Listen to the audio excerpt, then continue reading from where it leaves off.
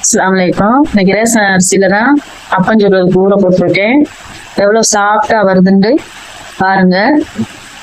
அதுல டிப்ஸ் சொல்லியிருக்கேன். ஃபுல் வீடியோவும் பாருங்க, அப்பதான் தெரியும். பஞ்சு மாதிரி இருக்கும் அழகா.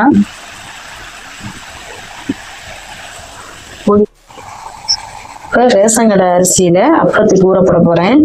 2 உலக்கு போய் எடுக்க போறேன். இது காப்புடி, 1 உலக்கு காப்புடி, 2 உலக்கு போட போறேன். 2 உலக்கு ரேஷன் கடை அரிசி எடுத்து சேர்த்து அதுல உளுந்து போட மாட்டேன், வெந்தயம் போட மாட்டேன், எதுவுமே போடாம நல்லா 4-5 தண்ணி ஊற்றி அலசிடணும். அப்பதான் சுத்தமா அது நல்லா வெள்ளையர்ந்து வரும்.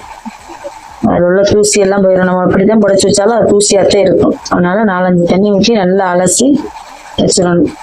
ஒரு 3 மணி நேரம் ஊற்றி நல்லா ஊற்றி வச்சு ஒரு 3 மணி நேரம் ஊற வச்சிடணும். ஊற வச்ச பிறகுதான் அப்புறம் 3 மணி நேரம் சென்று ஊறிடுச்சு. நல்லா அதை ஆட்டுவோம். அதுக்கு தேவையான தேங்காய், ஒரு தேங்காய், பெரிய தேங்காய் எடுத்து நறுக்கி வச்சிருக்கிறேன். சின்ன தேங்காய் இருந்தா ஒரு காப்பிடிக்கு 1 போதும். பெரிய தேங்காய் 2 உலக்கு போட்டிருக்கோமா, அதனால 2 பெரிய தேங்காய் எடுத்துருக்கேன். முன்னாடி அதை கீறி வச்சிருந்ததை ஒரு அரைச்சுக்குவோம். கொஞ்சம் நல்லா தேங்காயை மட்டும் தனியாக அரைச்சிக்கிட்டு இந்த தண்ணியை ஊற்றி அரைக்கணும். நல்லா தண்ணியை ஊற்றி அரைஞ்சிச்சான்னு பார்ப்போம். அதோட 1 கப்பு சோறு, அதுக்கு அரைப்படி அரிசி போட்டிருக்கோமா, அதுக்கு 1 கப்பு சோறு போடணும். அப்போ நல்லா வரும். தேங்காயோடு சேர்த்து அதையும் ஒன்னா ஊற்றி தண்ணியை ஊற்றி ஆட்டிடுவோம். 2 ஒன்னா சேர்த்து அரைக்கணும்.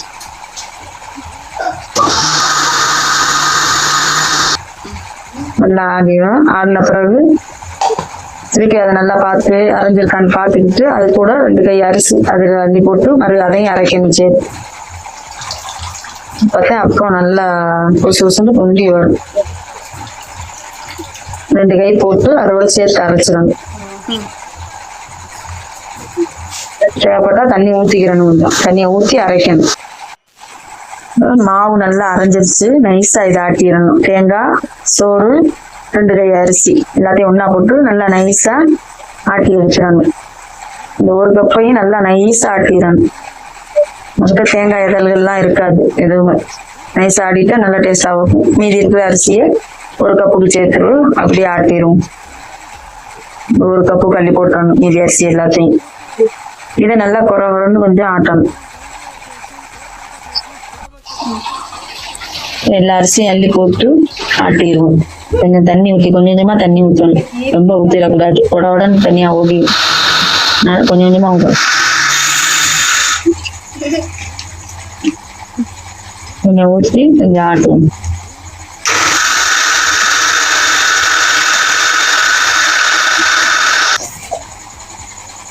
ஆட்டியாச்சு. ரொம்ப நைஸா இல்லாம குறன்னு ஆட்டிருக்கோம். இட்லி மா பதத்துக்கு அப்படி ஆட்டி இருக்கணும்.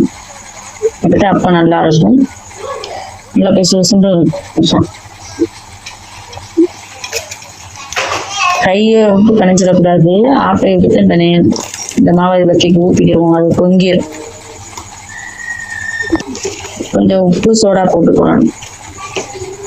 லைட்டா போடணும், ரொம்பவும் போட்டுக்கூடாது. காலையில ஊத்த போகும்போது தேவைப்பட்டு சேர்த்துக்கிறணும். நல்லா பிணைஞ்சு வச்சுருவோம். ரொம்ப தண்ணியை ஊற்றி பிணைஞ்சிடக்கூடாது. காலையில தான் கொஞ்சம் தேவைப்படுற தண்ணியை ஊற்றி பிணையும்.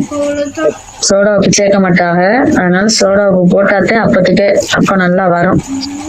ரொம்ப போட போறோம் நயமா இல்லை, கொஞ்சம் கோன்னு போடுவோம்.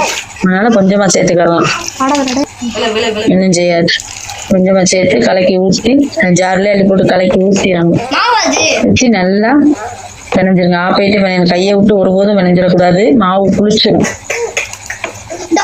ஆப்பைட்டு பிணையணும். மாவு நல்லா பிணைஞ்சு மூடி வச்சிருவோம். காலையில ஊற்றி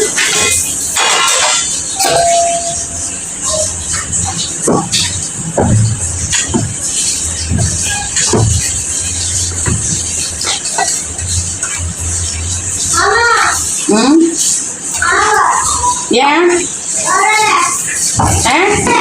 அது கழுகு ஏன் நான் வரேன்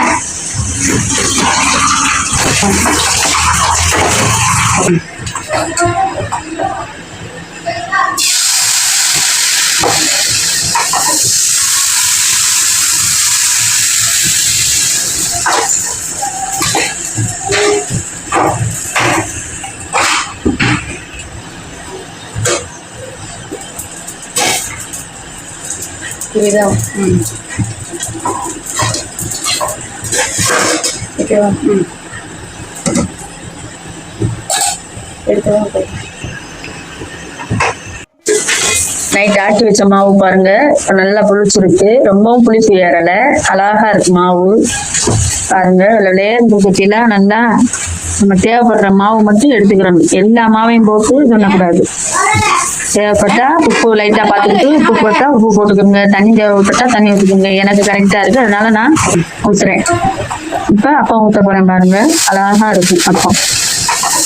அளவா அரிசி எடுத்து அதுக்கேற்ற தேங்காய் குடிச்சு அளவா அந்த சோறு குடுத்தீங்கன்னா அப்போ நல்லா வரும். எல்லாரும் அப்பம் சுற்ற முடியாது. ஆமா, அளவா சேர்த்தாத்தான் எல்லாமே. 2 உலக அரிசிக்கு அது சேர்த்திருந்தாத்தே கரெக்டா அப்பம் வரும். பிடிச்சிருந்தா லைக் பண்ணுங்க, பிடிக்காட்டா கமெண்ட் பண்ணுங்க. ஆமா, சரி கேட்டுங்க. அஸ்ஸலாம்.